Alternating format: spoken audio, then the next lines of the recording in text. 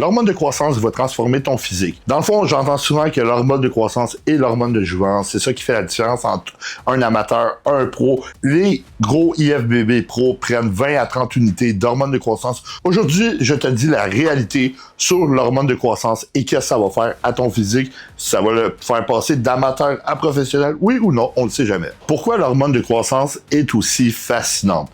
Dans le fond, l'hormone de croissance, on voit que ton physique peut rester plus sec. Ensuite, tu vas prendre la masse musculaire. Puis comme qu'on sait, ça augmente les niveaux d'IGF-1. Alors, ça a plusieurs bénéfices. Puis on a souvent vu des grosses transformations physiques en ajoutant de l'hormone de croissance. Dans le fond, je vous raconte un peu mon expérience personnelle. Quand j'ai monté à 8 à 10 unités par jour, c'est là que j'ai vu vraiment des gros changements sur mon physique. Meilleure recomposition corporelle, j'étais plus sec, je mangeais plus. Par la suite, ça me permettait de garder une fullness, d'être plus rond musculairement. C'est vraiment de quoi que je changeais. Par la suite, vu que je m'entraînais 2 fois par jour dans le temps, j'ai vu que ma récupération était phénoménale. Puis, dans le fond, l'hormone de croissance, ça fait tous ces effets-là. Dans le fond, premièrement, il faut savoir qu'est-ce que l'hormone de croissance. L'hormone de croissance est une chaîne peptidique. Dans le fond, c'est un peptide. Ça a 191 acides aminés.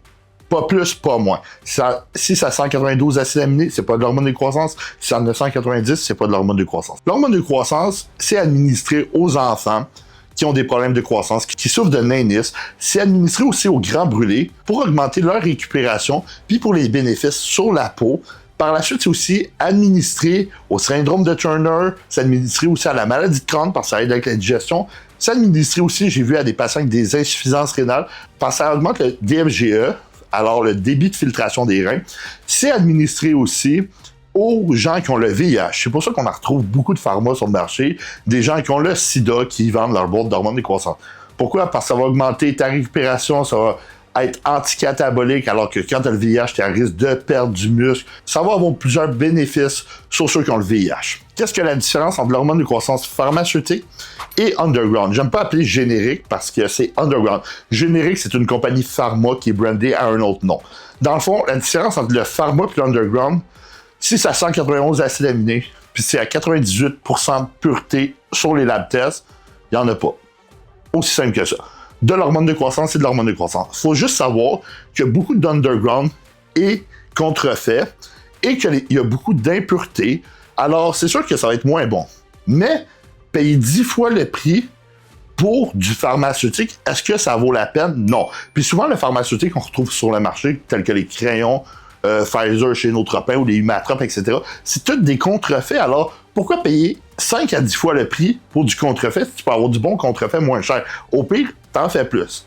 Ça, c'est mon petite expérience personnelle avec l'hormone de croissance underground et pharma. J'ai essayé les deux, by the way, aucune différence. Il y a différents dosages d'hormones de croissance. Il y a des dosages pour un effet anti-âge, anti-vieillissement qui va être bon pour la peau. Les dosages sont entre 1 à 3 unités par jour. Un dosage pour la perte de gras va être à partir de 2 unités par jour. Pourquoi? Parce que l'hormone de croissance augmente la libération de gras, ce qui fait en sorte que tu vas avoir aussi plus de triglycérides dans le sang, ce qui n'est pas bon pour ta sensibilité à l'insuline, mais tu vas perdre beaucoup de gras. L'hormone de croissance, plus que tu en prends, plus que tu vas perdre du gras, plus que ça va être bénéfique. Mais faites attention parce que à cause de la rétention d'eau, ça peut fausser les résultats de ta perte de gras aussi. De l'hormone de croissance, selon le dosage, ça va augmenter ta résistance à l'insuline, mais les études sont faites sur des patients qui ne font pas de sport, qui mangent n'importe quoi, etc. J'ai rarement vu des glycémies fucked up à cause des hormones de croissance. Par la suite, l'hormone de croissance, les dosages pour prendre la masse musculaire. Il faut un dosage supraphysiologique. Ce qui veut dire à partir de 4 unités, ça peut aller à 10. Honnêtement, je ne vous mentirai pas que j'ai vu des protocoles de coach, top coach, faire 15, 20, 25, 30 unités d'hormones de croissance à leur athlète. C'est de quoi qu'ils se peuvent réellement. Combien faire d'hormones de croissance? Quel dosage d'hormones de croissance je devrais faire? Le plus que tu es capable de te payer. Ce qui veut dire, selon ton budget, faisant ce que tu peux, c'est sûr qu'il y a des dosages que je ne recommanderais pas. Par la suite, il faut savoir que l'hormone de croissance, il y a des effets secondaires. Elle va augmenter ta rétention d'eau. Elle va augmenter ta pression sanguine due à l'augmentation de la rétention d'eau. Ça va augmenter aussi le tunnel carpien, les risques du tunnel carpien.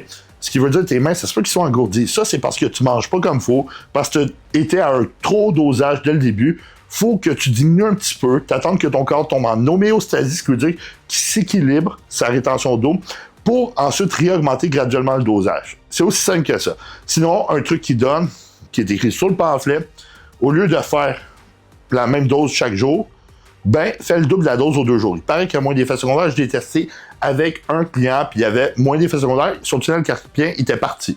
Aussi simple que ça. Quand tu prends l'hormone de croissance, quand l'hormone de croissance passe par le foie, ça se transforme en IGF-1 qui va causer l'hyperplasie musculaire. L'IGF-1 est une hormone super anabolique. Il faut savoir que ça change un physique. Puis l'hormone de croissance va aussi convertir en plusieurs autres growth factors, facteurs de croissance comme l'MGF, etc. Ce qui la rend si bénéfique versus des produits tels que l'Increlex ou l'IGF-1 LR3. Il faut savoir que l'hormone de croissance est cher. Si tu veux être professionnel en bodybuilding, je connais pas aucune personne qui n'est pas un pro qui prend pas de l'hormone de croissance. L'hormone de croissance va te changer ton physique à l'extrême, tout dépendant du dosage, puis ça va amplifier ton cycle d'anabolisant. Et c'est plus santé, selon moi, que prendre des anabolisants. Par la suite, il faut savoir que si tu as un cancer préexistant, l'hormone de croissance va accélérer, multiplier plus vite tes cellules cancéreuses, ce qui veut dire que c'est pas très bon pour toi. J'en prendrais pas personnellement. Par la suite, il faut savoir que l'hormone de croissance active mTOR via l'IGF-1, ce qui va augmenter la synthèse de protéines. Ça a plusieurs bénéfices, puis on veut tout ça en bodybuilding. Est-ce que ça grossit tes organes? La réponse est pour grossir tes organes, les études qui ont été faites, c'est à des doses supraphysiologiques énormes, genre 20 à 30 unités par jour. Alors moi, je dirais que probablement non. Pourquoi les bodybuilders ont des guts? C'est l'excès de nourriture, mauvais contrôle abdominal. Aujourd'hui, ils n'en ont plus, puis ils prennent beaucoup d'hormones de croissance. Alors, tout ça, c'est vraiment faux, puis on le sait aujourd'hui. Tu sais, aujourd'hui, à Olympia, on a les petites tailles qu'on n'a jamais eues à cause du contrôle abdominal. Puis, on prend plus d'hormones de croissance que jamais. Alors, petite conclusion, je ne promouvois aucunement l'utilisation d'hormones de croissance. Je suis là juste pour vous divertir, vous parler de mes expériences. Je ne suis pas médecin. Alors, voyez avec votre médecin avant de consommer un produit anabolisant. Si jamais tu as aimé cette vidéo-là, n'oublie pas de liker. Si jamais tu aimerais savoir de quoi, écris-le en commentaire et abonne-toi à ma chaîne. On se revoit dans un prochain vidéo.